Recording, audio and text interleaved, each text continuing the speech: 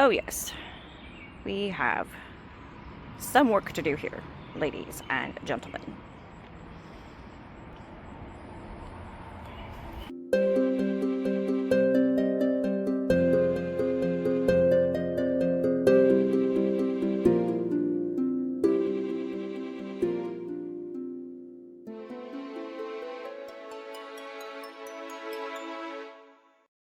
Hello, and welcome to my channel, In Search of Wonder. My name is Anne. This is Monday morning, and welcome back to my weekly vlog, my weekly Wonderings and Wonderings.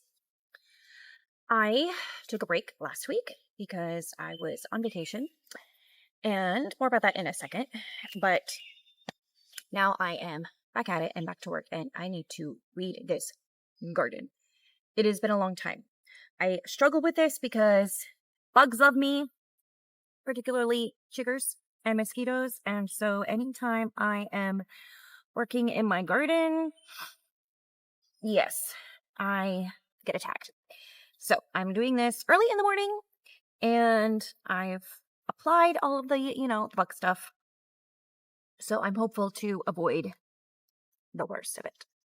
But I figured I would update you on all of the things since my last vlog while I am weeding this ridiculously overgrown garden. So, to begin with, yes, my husband and I went on vacation last week to Florida. It was a trip for our 20th anniversary, which was actually in February, but we celebrated it this past week. You may remember a lot of you probably also had a heat wave the week before last, and apparently that heat wave moved to Florida while we were there, so we had another week of temperatures over 100 degrees every day, so that was fantastic. But the good thing was we stayed in an Airbnb that had a pool, and so we took full advantage of that, I promise you. I am not going to do a separate vacation vlog. I didn't even take a lot of, B-roll clips while I was there. I just was really just enjoying the time being there and trying to be present in the moment and everything. I have a few clips that I will share with you in a second here, but just a real quick rundown of some of the highlights of our trip. We went, first of all, to Sarasota, and Cabaniss is there, which I had read about years ago when I read a book, The Ringmaster's Wife, I believe is the name of it, by Kristy Cambron. And I honestly don't remember much about the book. I know that it was it had a circus setting, but I do remember that John and Mabel Ringling were characters in the book that we meet. And John and Mabel Ringling of Ringling Brothers fame of the circus. And that they built a house called Cabaniss, which means House of John, in Sarasota, Florida. And the description of the house was so intriguing to me. I looked it up after I read the book to see if it was a real place, and sure enough, it was. And immediately it became a goal of mine to visit someday.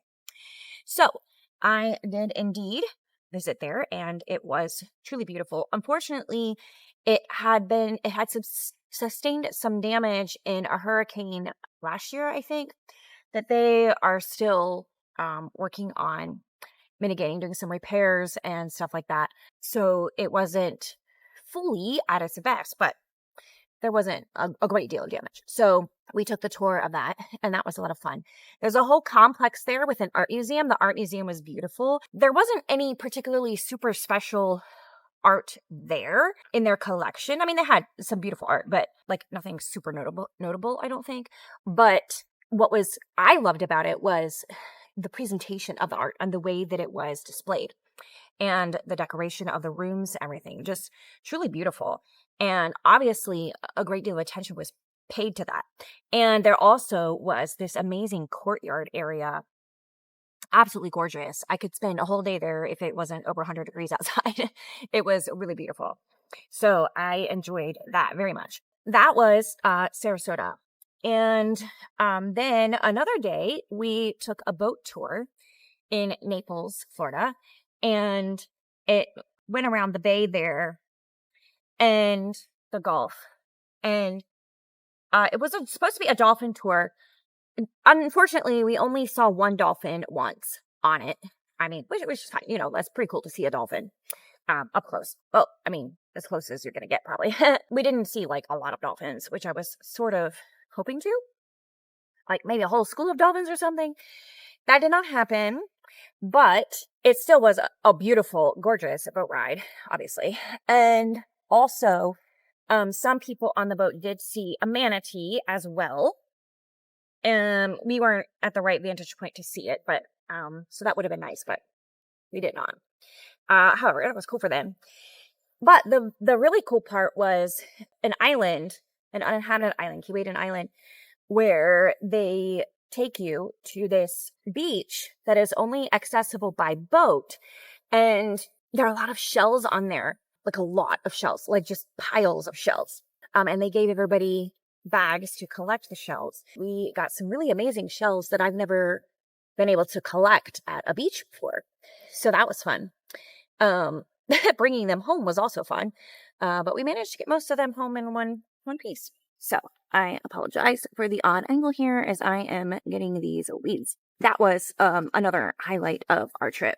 A highlight for my husband was we went to a museum called the Revs Institute, which was owned by a member of the Collier family, which had settled that area of Florida. The county was named after them. And so a member of that family had started a rather sizable car collection. And so they ended up creating this museum, and so many amazing cars there. After a while, in my opinion, you've seen one cool car, you've seen them all. But it was very much enjoyable for my husband. And there were a lot of historic cars that I actually found interesting. So that was fun. We also went to a local production of Les Miserables. We were there, and I was a little bit hesitant because I love supporting local arts. And it's one thing to support local arts in your own hometown, but when you're on vacation and, spending money on the ticket, you're like, is it worth it? But it definitely was. It was definitely an excellent production, and I have no major complaints. It was very good. I was very impressed by the theater. There was obviously a lot. And when I say a lot, I don't think I could exaggerate it here. A lot of money in that area of Florida. Like, a lot.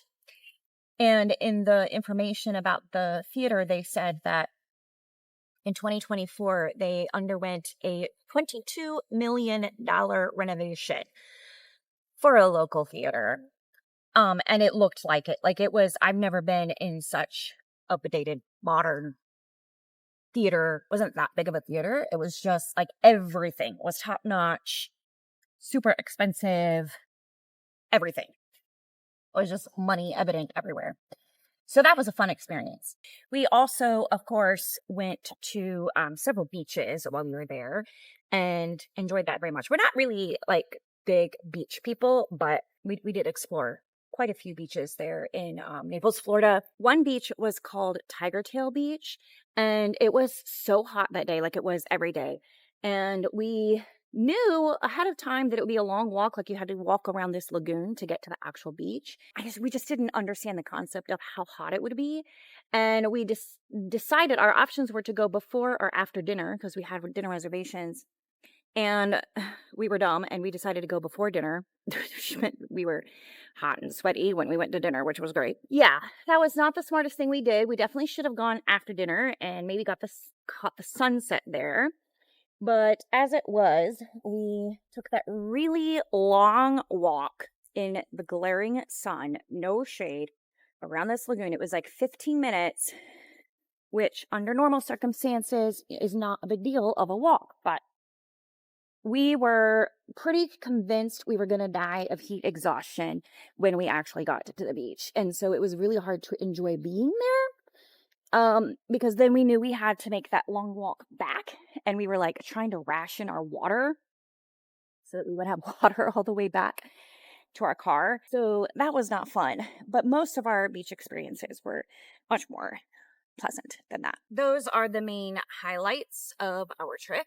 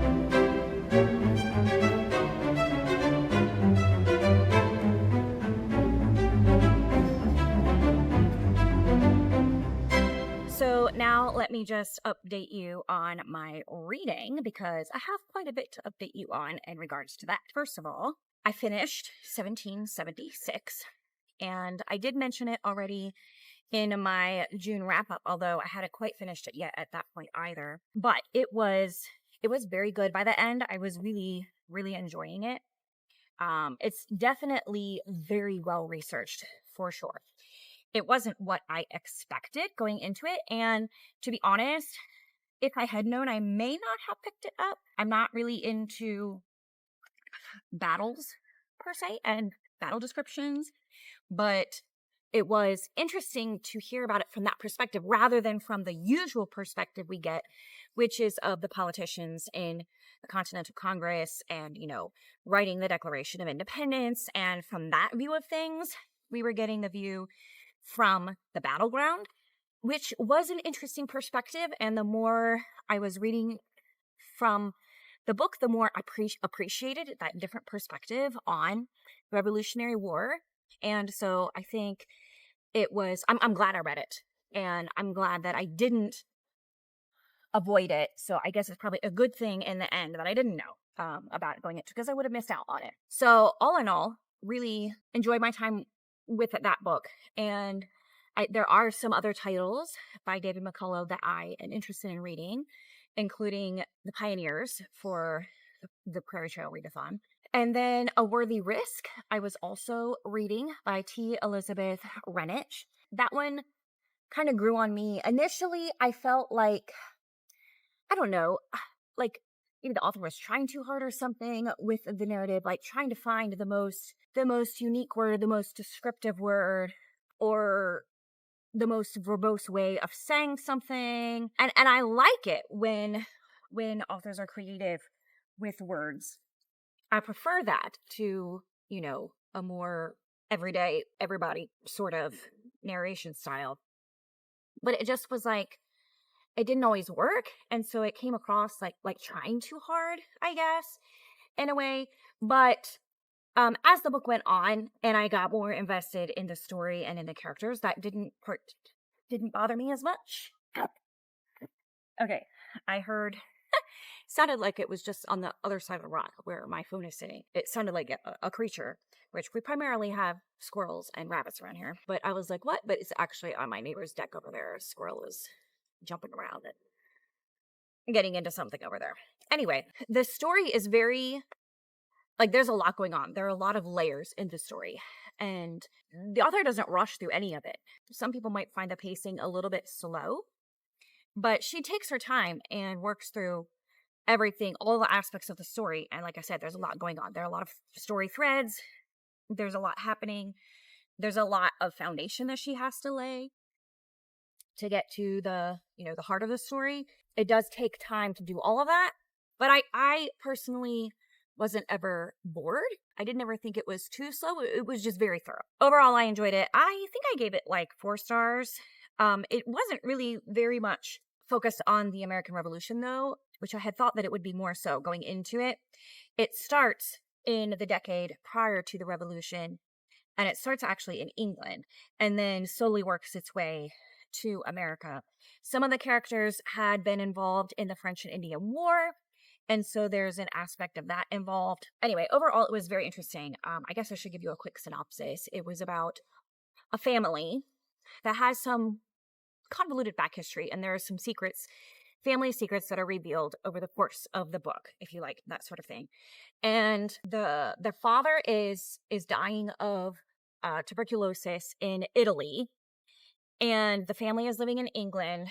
The older son is making a nuisance of himself because he's made poor life choices, and he's dragging everybody into his problems. Then they're trying to determine what to do with the younger son, who is very young at this point in the story, but they're still trying to make plans for him because, he won't have an estate or anything. And so they're trying to decide if he should be an apprentice or whatever.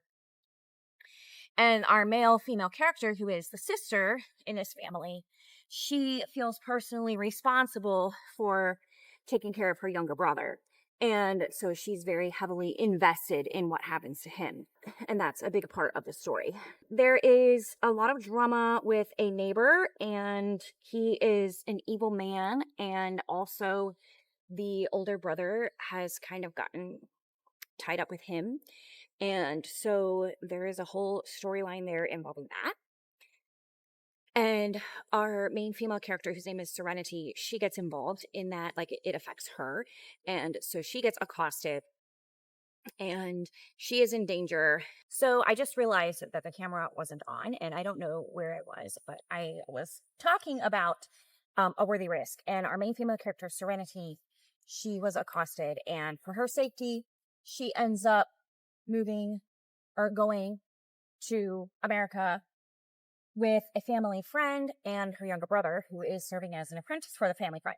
And of course, there is a romance involved in this story. The main male character, he also has, like, there's a part of his life immediately following the French and Indian War that is kind of blurred in his mind because he was injured and he has kind of like amnesia, trying to remember what was happening. So he's trying to uncover all of that.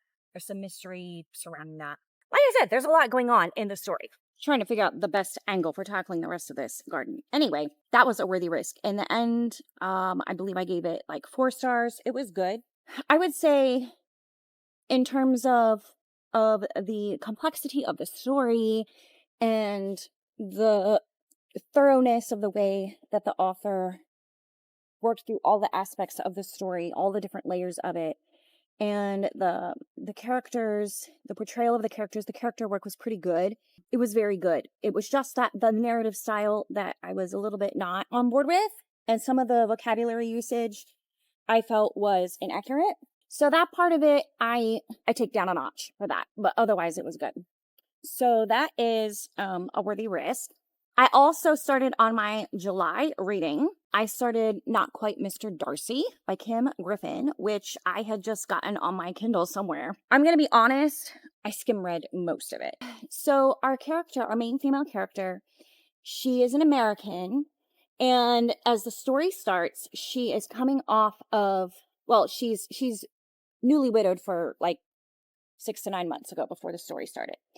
And she's still grappling with her emotions, dealing with that, and with being a widow, and with the way that her husband was had died. And so there's a lot involved in that, and a lot of it gets revealed slowly as the story goes on, so I don't want to spoil anything. But she's like 29 or something at the start of the story, so she's a fully grown woman, and she's already been married.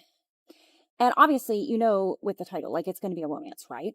So I had a couple of issues with the romance. The first issue I had personally, which isn't going to bother everybody, the storyline was so much about first date nerves and going out with someone. Sorry, I had a little interruption there. But anyway, so our main female character, she's a grown woman. She's already been married once. And there's just all of the story is about this, not all of it, just enough of it to make me not interested, was a lot of angst about going on a first date with somebody and dating again and getting back in the saddle, that kind of stuff. And it just came across to me as a little bit immature, honestly. Not that it's immature to be nervous about going on a first date, you know, when you're older and your first marriage is behind you. It doesn't mean that, you know, the nerves are gone. It wasn't interesting to me as a reader. Like, that's not the kind of story I want to read. And that's one reason why I avoid contemporary romance. I didn't love that. And so I just started skimming it. There was another element of the story. I guess you can call it the misunderstanding trope, but it seemed to be like a cheating situation going on, like a love triangle. And it was being portrayed as that. And the whole time, like, the character is struggling with guilt over it, but it's still going on. And I didn't love that either. So I skim read most of it. It did have interesting elements. So our main female character, I forget her name, but she was working as an in-home nurse for, like, a live-in nurse for a woman who was at the beginning stages of dementia. And the dementia, you know, worsens as we go through the story, and that it's part of the story. So that part was interesting. And she ends up, the main female character ends up falling for the grandson of her patient. And like the family is very close-knit and they're all very involved in the grandmother's care. So she needs all of them. The family dynamics I loved. The faith I loved. It was really strong, really, really strong faith. There's definitely an audience for the book, and some of you might actually love it. So I don't want my experience to put you off of it because I think it was well written. It just wasn't of particular interest to me. It's not my cup of tea. That was that one. Not quite Mr. Darcy. And that was for Jeanette's Christian Fiction Bingo for Set in England, and it had cursive font on the cover. It was not set in Scotland, unfortunately, but it was set in England. Oh, yeah, there was another kind of melodramatic plot involving her former husband that I was a little bit like, okay, maybe we went a little too far here. Like, it just crossed the realm of believable. Sorry, it's such a strange angle. Well, I'm trying to get all these weeds up. I picked that up while we were on vacation because it was on my Kindle and that's all I had with me to read. But when we got back, I did choose a card for the deck of TBR-a-thon. I choose a card and I chose a Jack. And that was an emotion. So happy, scared, or sad. And I looked through my July stack and I decided that the Book Thief was a good one for sad. So I picked that up and I am enjoying that. It's a very uniquely told story and I love that. I think that actually is a deterrent for some people and I get it. So where the story is being told, it's being narrated by death. And it's not a straightforward narration. There's some breaks in his narration where he puts this little notice in and to clarify what he said before or to insert an element into the story. And so it's very unique. Not a lot of people will get on with that. Oh, not everybody will get on with that, and some people might think it was gimmicky, and maybe it is, but I am enjoying it. I'm enjoying the unique approach to the storytelling. And I'm not very far in. I'm just getting invested. And then, I forgot to tell about another one. So another book. I read, because I wanted to read it as close to 4th of July as possible, I read Sparks Over Glenwood by C.P. Cabaniss. And there aren't very many like patriotic holiday romances out there. And again, like I said, I'm not big on contemporary romance. So I don't know why I read 2 almost back to back, but that's how it goes sometimes. This one, however, I think was different because it wasn't 100% contemporary. It wasn't really historic either, but it doesn't say exactly when it's set, but it's a prequel to another book by the same author that I haven't read, but that is set in modern times. So this is the parents' love story of that book. So I feel like it's supposed to be in like maybe the 70s or 80s, or maybe the 90s, but no later than that. So it is a slightly earlier time. It's a slightly simpler time. There are no cell phones, so there are just some hints to the era, and so it's not strictly contemporary, I guess. Also, another thing that I don't normally love, it's very YA in a sense, because our 2 characters are very young. Okay, so this is the finished job. Much better. Okay. Feels good to get that done. Okay, sorry for that interruption. Let me just finish what I was talking about, Sparks Over Glenwood. So it definitely was a YA book in a sense, because our 2 main characters were very young, like 18 and early 20s. And so they definitely, like, they have teenage problems, they have teenage emotions. It's a very young age, a very young adult story. But it is well told for all that. And there were times when I was like, okay, I'm not really here for this. I don't love YA. But at the same time, it was very sweet. And at the end, I just really enjoyed it. Even though it was YA and somewhat contemporary, it still was a sweet story that I enjoyed.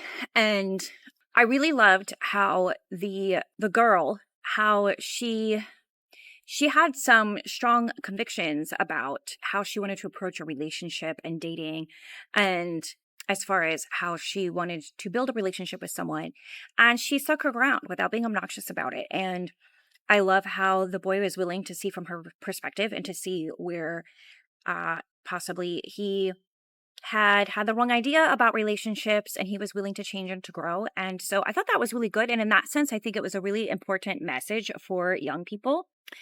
But there was 100% a lot of kissing. So I don't know that that it would be a good book for younger teens, but older teens, I think it could be a really good book. So that was that one. And so then, yes, then after that, I drew the Jack to read The Book Thief. And so I started The Book Thief. But then last night when I was getting ready to go to bed, I wanted just something lighter and more fun.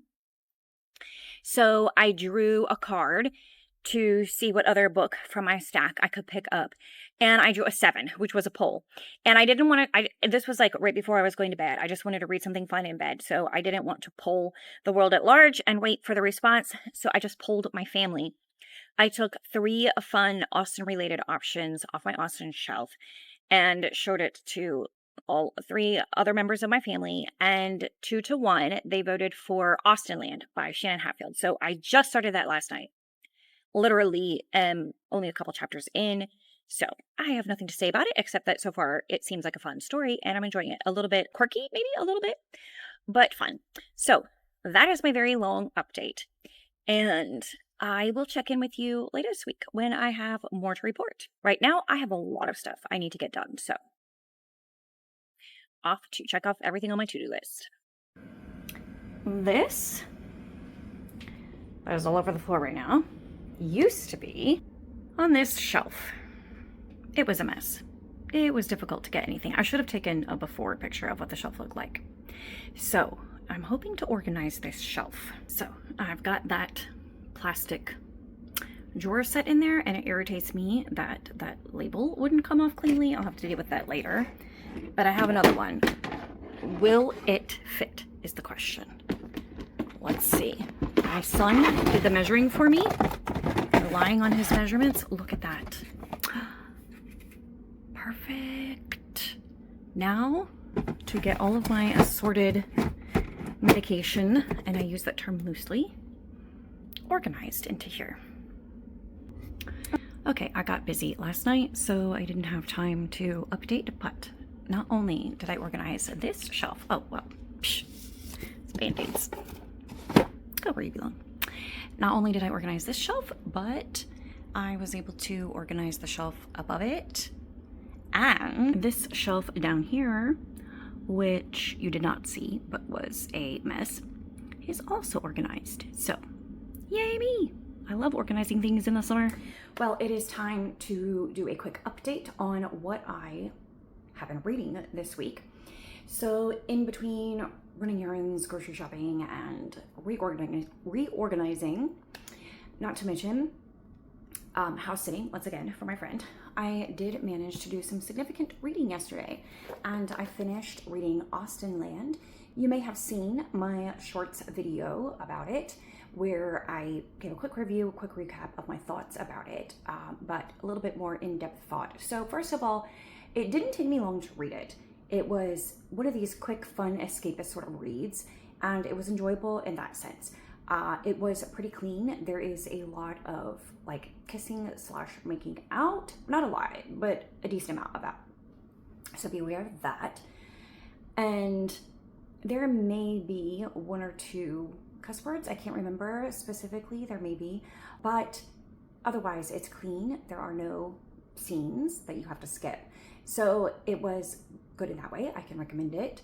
It was engaging in the sense that I kept reading and I wanted to find out what happened, but I did have to discard judgment at the door going in the sense that there's a certain element of zaniness here and silliness to the story, so you just kind of have to go with it. And sometimes I can do that and sometimes I can't. With this one, I was able to, but I can understand why some people would find it a little bit too silly for their tastes. I could definitely see that happening, but I just kind of went along for the ride and enjoyed it. I will say that I found the writing to be inconsistent and the characterization to be inconsistent also.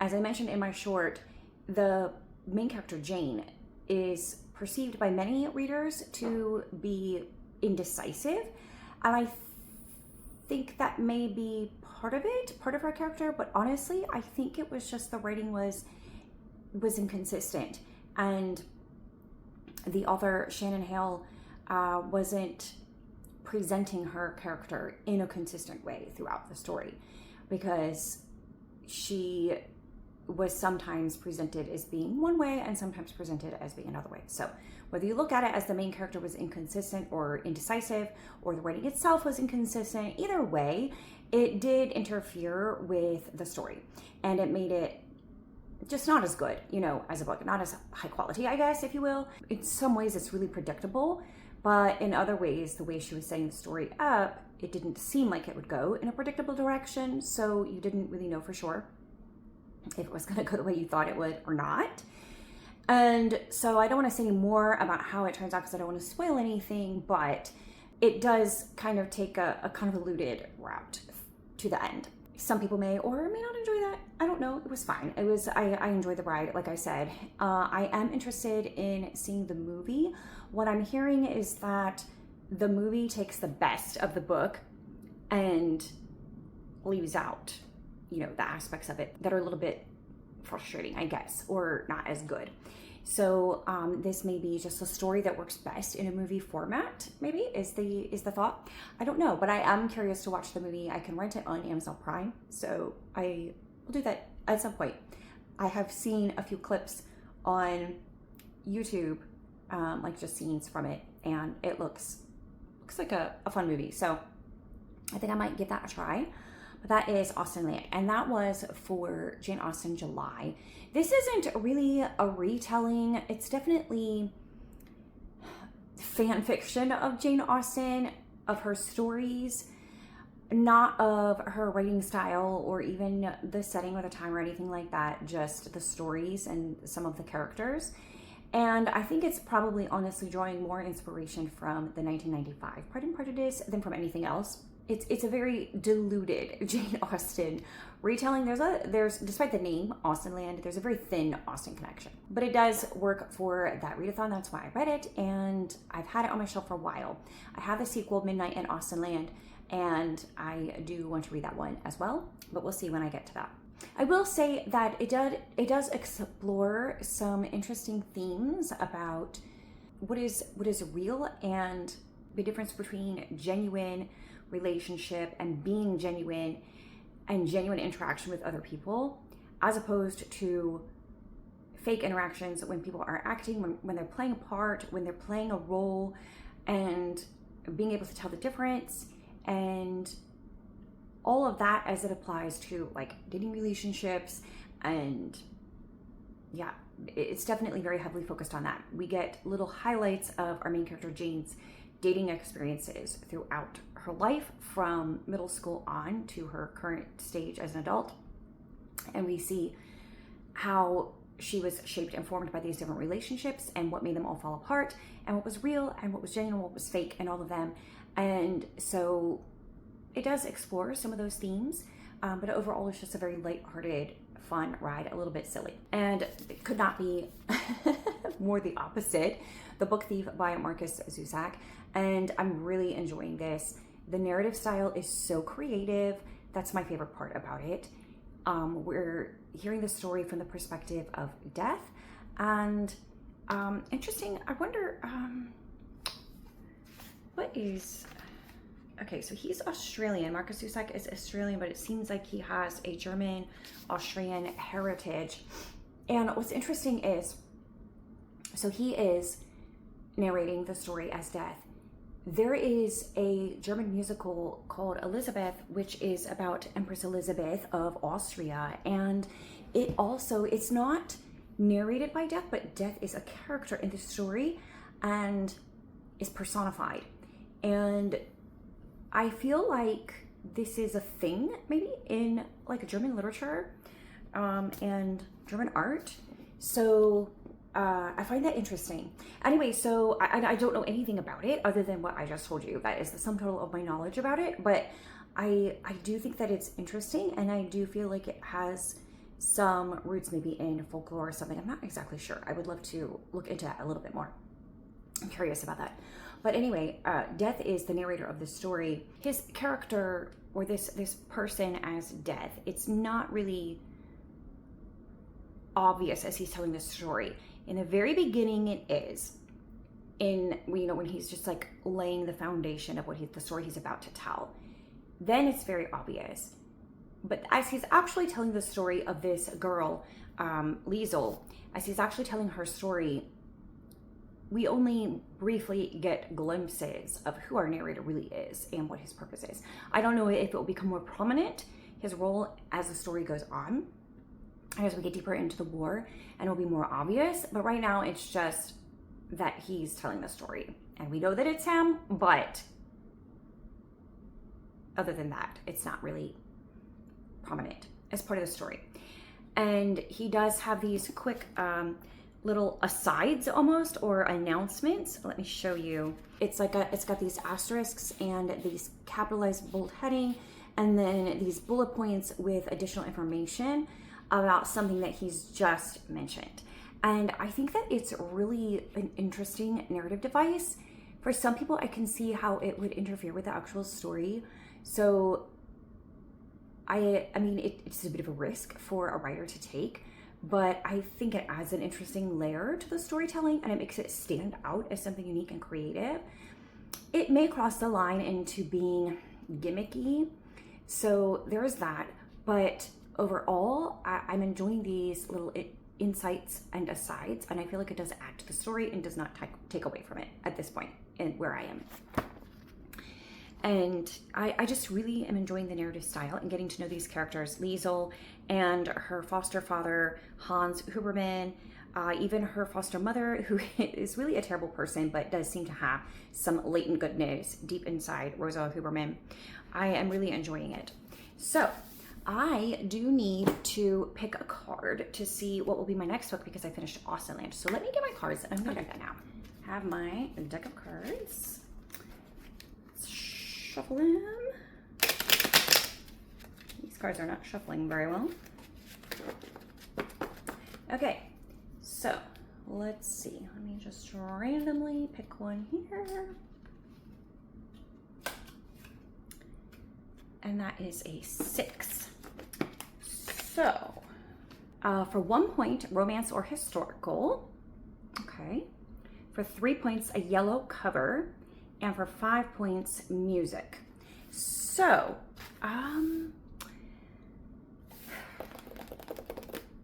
let me look at my pile of possibilities for July and see if any of those fit. Okay, so one I really need to read is The Old Man and the Sea, but that does not fit any of those.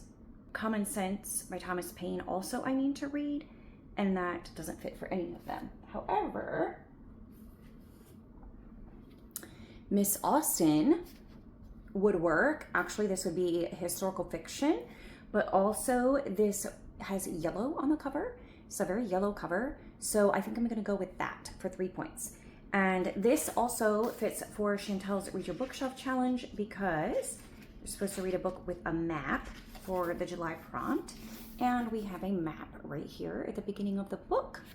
And also, of course, it goes for Jane Austen July. So that hits a lot of things here. So we're going to go with that.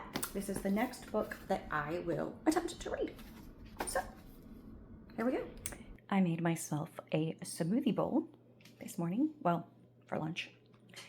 There is a banana, strawberry, kefir base that I added vanilla protein to. And then I topped it with blueberries from our local farm stand.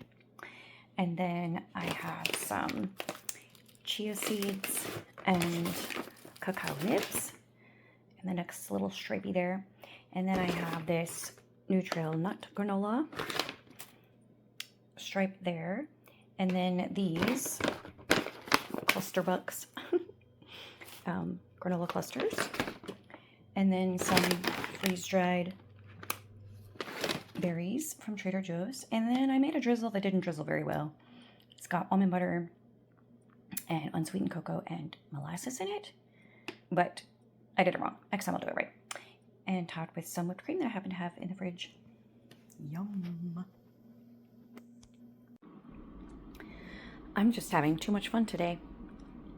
This is strawberry puree on the bottom. I had leftover frozen strawberries from my smoothie. And then wild berry sparkling water mixed with my leftover coffee from this morning and some leftover whipped cream that I had made yesterday. Yum.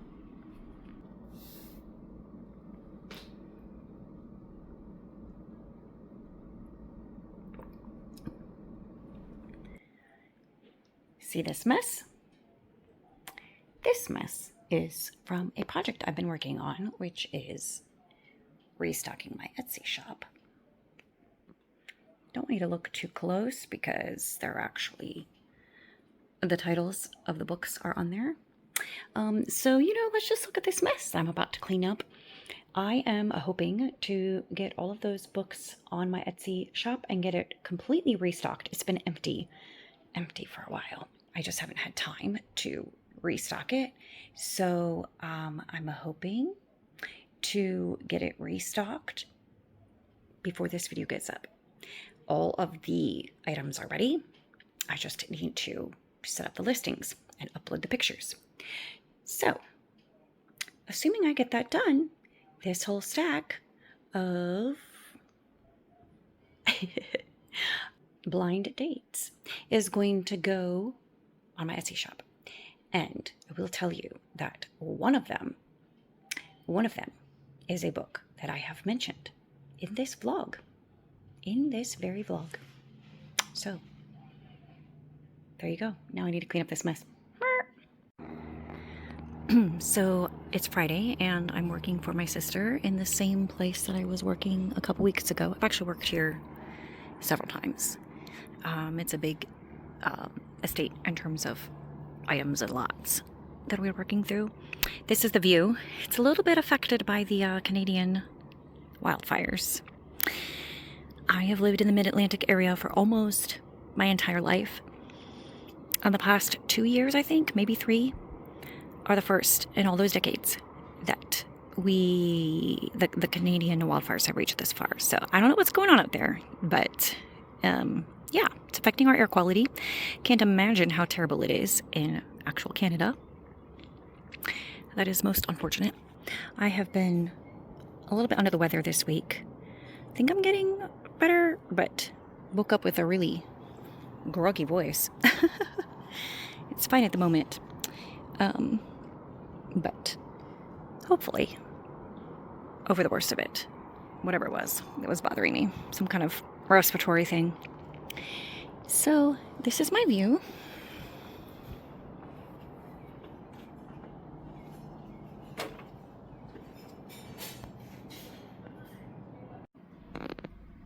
It's a Friday evening, and I just want to wrap this up with a few thoughts about what I'm reading this week before I close out. So I'm reading 2 books: The Book Thief by Marcus Cusack and Miss Austen by Gill Hornby. Anyway, one of those. And enjoying both of them. I have just started Miss Austen though, and I'm at the point in The Book Thief where I want to keep reading it to find out what is happening. However, it is heavier reading material. So due to the heavier themes and things happening in the story being World War II, I can only read it in small doses at a time. But then I want to find out what happens. So then I pick it up again and read another small dose of it. So in between, I might do other things, but I don't want to read something else. Like I want to find out what's happening with that one, but I don't want to keep reading it because it's too heavy. Anyway, so I haven't read a lot in Miss Austen, but I'm a few chapters in and enjoying it so far. I don't know. I'm not so sure I'm going to love it only because of my previous experience with the same author. So this is second chance for this author for me. We will see how it goes, but so far I'm enjoying it. And she hasn't gone off the rails as far as being historically accurate or anything like that with the Austen family, etc. So that is what I'm reading right now, what I've got going on. And I will close this out so it does not get any longer. And I hope that you all are having a fantastic week. Please let me know in the comments what you're reading, and let's chat about what I'm reading and my thoughts about what I've been reading. I actually read quite a bit last week while I was on vacation. So, yeah, wrapping up 2 weeks in one. There was a lot of reading material that happened. So let me know your thoughts on any of it, if you've read any of them. And let's have a great week, y'all. Bye.